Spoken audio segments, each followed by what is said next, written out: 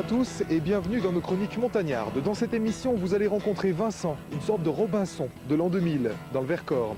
Je vous emmènerai dans le Jura pour voir comment Eric a décidé de vivre et travailler au pays grâce au parapente.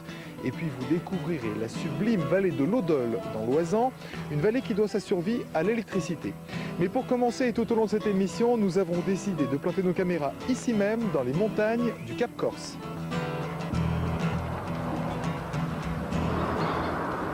Notre balade aujourd'hui commence ici, au Cap Corse. Alors pour vous situer, je me trouve à l'extrême nord de la Corse, sur la pointe, là tout en haut. Ici, c'est la mer Méditerranée, la France. Là-bas, la mer Ligurienne, le golfe de Gênes. Et puis quand on tourne, c'est la mer Tyrrhénienne et plus loin, l'Italie. C'est l'un des endroits les plus vantés de France, 330 jours de vent par an. Et évidemment, aujourd'hui, on n'y coupe pas, le vent souffle depuis ce matin. Il n'a pas failli à sa réputation, donc on supporte bien une petite laine, comme disait ma grand-mère. Si je vous ai amené jusque-là, c'est parce que la Corse, on a tendance à l'oublier, est avant tout et surtout un massif montagneux, et pas n'importe lequel, puisqu'il culmine là-bas, plus au sud, à 2700 mètres d'altitude. Salut Robert. Salut. C'est tous les jours comme ça? Pratiquement. Il y a du vent, hein? Non, pas tant que ça. Là. Pas tant que ça? Ouais, mais ça, le cap, c'est vanté, c'est un cap, tout simplement. Historiquement, les Corses ont d'abord vécu à la montagne, hein? Historiquement, géographiquement aussi. Bon, d'une part, comme le disait le géographe allemand Ratzel, l'expression restée célèbre, la Corse est une montagne qui plonge dans la mer, donc massif montagneux, une altitude moyenne de 560 mètres pour toute l'île. Et d'autre part, depuis la nuit des temps, la Corse a toujours été envahie, donc les Corses se sont toujours repliés dans la montagne pour échapper à ces envahisseurs. Alors, on parle d'un projet de chemin qui part du Cap Corse et qui descend jusqu'à Bastia. C'est un grand projet parce qu'il y a quand même des kilomètres là. Hein. Il y a une structure qui essaye de se mettre en place pour gérer justement ce chemin dont le départ est là d'ailleurs, c'est le relais qu'on voit là, qui va arriver jusqu'au col de Tedim au-dessus de Bastia, qui est déjà praticable, qui est en partie ouvert, en partie balisé grâce à des bénévoles et à une association. Qu'est-ce qu'il aura de particulier ce chemin?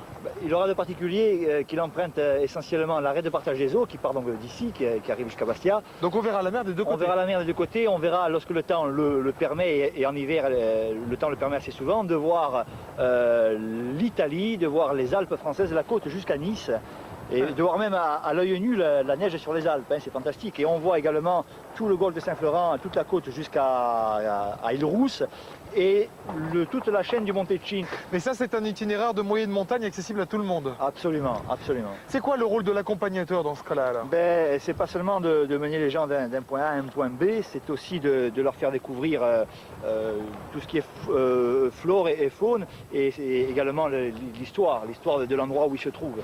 Et déjà pour ça, vaut mieux être corse, c'est ton cas? Ben, il vaut mieux connaître. Bien connaître le pays, oui. Voilà, il vaut mieux. Où est-ce que tu nous emmènes maintenant? On va redescendre un tout petit peu plus au sud et couper vers la côte est. À l'abri du vent? À l'abri du vent, oui. On va donc quitter... 450 mètres à peu près. Hein. Ah oui, mais ça fait quand même vraiment montagne, hein. Enfin un peu lunaire même. Oui, c'est très abruti. Lunaire tout simplement parce qu'on a eu un gros incendie cet été qui est parti de la commune de Moxy et qui a ravagé un peu tout le nord du Cap, tout simplement. On est arrivé là? On arrive à la chapelle Notre-Dame-de-Grâce, à cheval sur Moxy et Méria. Bon, et ben je vais rejoindre Ange-Michel, à tout à l'heure. Ok, à tout à l'heure. Ange-Michel, c'est étonnant le nombre d'églises, de couvents, de chapelles qu'il peut y avoir ici. Oui, ça explique une société marquée par le christianisme, et donc ces chapelles, ces couvents, ces églises sont le témoignage de cette société. Est-ce que c'est vraiment la foi qui a permis la création de ces chapelles ou une sorte de culture, de tradition un peu corse? Je pense qu'au départ, c'est quand même la foi qui a fait toutes ces chapelles, parce que pour faire des chapelles dans certains endroits, dans certains lieux, il fallait quand même la foi des gens. Hein. Ouais. Et puis ici dans le Cap, il y avait aussi des donateurs qui avaient fait des affaires aux Amériques, et puis qui rentraient et voulaient faire quelque chose pour leur village. C'est cela que vous appelez les Américains, entre guillemets? Oui, qui ont construit de belles maisons. Ils ont plus de 100 ans aujourd'hui et font partie du paysage. Alors, on a l'impression que c'est totalement vide ici. Est-ce qu'il y a vraiment eu de la vie autrefois dans ces montagnes du Cap Corse?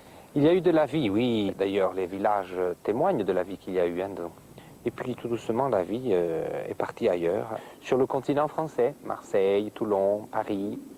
Aujourd'hui, les gens reviennent?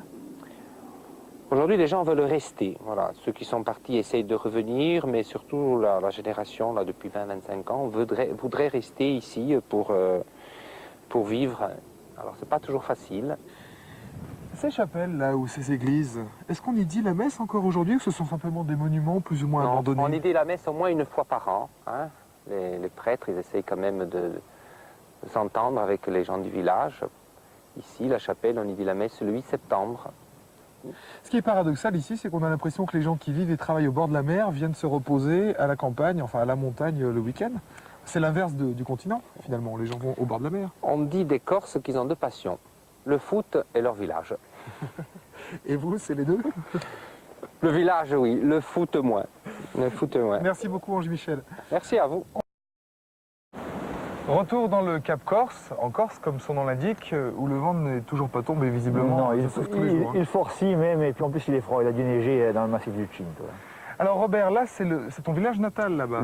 Oui, absolument, Licello, et puis tu as juste en dessous de nous le plus vieil hameau de la commune, qui est le village le hameau de Spergane, qui date de l'époque romaine. Hein. Et ça, c'est un agencement typique des villages du Cap Corse? Oui, typiquement Cap-Corsin, il y a la marine au bord de mer, donc bien sûr, qui était un lieu de travail, et les villages plus à l'intérieur, plus dans la montagne, où les gens habitaient. Aujourd'hui, il y a encore beaucoup de gens qui vivent dans ces petits hameaux. La commune de Lourdes est une des plus peuplées communes rurales. Là, on est 700 habitants à l'année. Hein. Il faut savoir que la commune à côté, ils sont 80, un peu plus loin, 60. Tu vois, c'est très désert. Hein, quand même. Ouais, c'est une exception. C'est une exception. Hein. Et puis derrière nous, là-haut, c'est encore un couvent. Un couvent de partout. Absolument. Le couvent Saint-Nicolas, qui est un couvent de moines capucins, je crois, hein, au pied de la tour de Sénèque. Roger, c'est vraiment désolant de voir ça comme ça. Hein. C'est un squat, c'est quoi?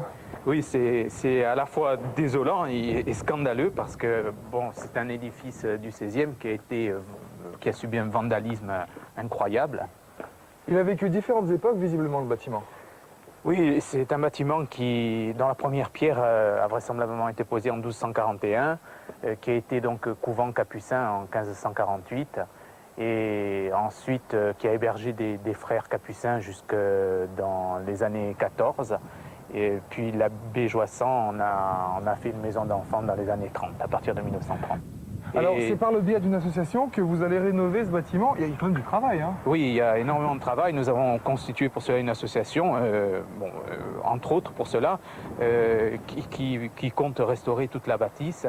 Et nous commençons par la restauration du site que vous voyez, la forêt. Ouais. Ensuite, donc, création d'un gîte d'étape qui viendra donc en logistique du chemin de grande randonnée que Robert nous a fait découvrir. Voilà, que Robert vous a fait découvrir. Et ensuite, une structure d'accueil de caractère avec une unité de formation environnementale. Vous n'avez pas terminé, hein? Nous n'avons pas terminé, non. Merci en tout cas et bon travail. Rendez-vous au thé. On va quitter. Sénèque, c'est le début de notre ère et il y a un trou de 1500 ans. Ça fait beaucoup. Ça fait beaucoup. Hein. Là, tu es en train d'installer une voie d'escalade derrière nous? On voit un site d'escalade sur la partie est-nord-est. Ça fait partie de l'animation du chemin qu'on a parcouru aujourd'hui. Ça s'inscrit dans ce cadre-là, et la réhabilitation du couvent, etc. Ouais. Voilà. Pour la Bastia, je passe par où? Tu suis ce chemin, tu passes derrière la tour, le Monterot, toi tu vas aller maintenant à pied, là? Non, c'est juste pour la télé. Ah, tu m'as fait peur. Merci en tout cas pour la balade. Merci à toi.